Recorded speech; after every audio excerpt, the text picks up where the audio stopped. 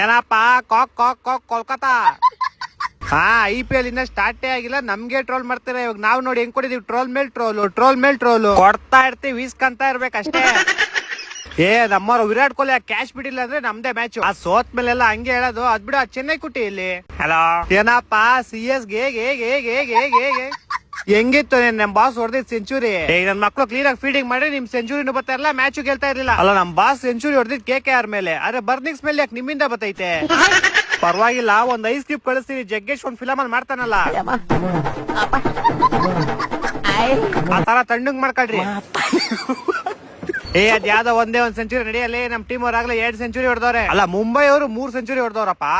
ಅದೇ ಟೇಬಲ್ ಗೊತ್ತಲ್ಲ, table top ಅಲ್ಲಿ ಯಾರು ಹೇಳು? ಬತ್ತೇ ಮಾರಿ, ನಾವು ಟೇಬಲ್ ಟಾಪ್ ಅಲ್ಲಿ ಬಂದೇ ಬತ್ತೀವಿ. ಬರೀರಂತೆ ಫಸ್ಟ್ ಅದ್ ಕಳಿಸ್ತೀನಿ, ಫಸ್ಟ್ ಮಾಡ್ಕೊಂಡ್ ಬಂದ್ಬಿಡ್ರಪ್ಪ. ಏನ್ ಕಳಿಸ್ತೀಯ, ಏನ್ ಮಾಡ್ಬೇಕು? ಅದೇ ಐಸ್ ಕ್ಯೂಬ್ ಕಳಿಸ್ತೀನಿ, ಜಗ್ಗೇಶ್ ತರ ಗೊತ್ತಲ್ಲ.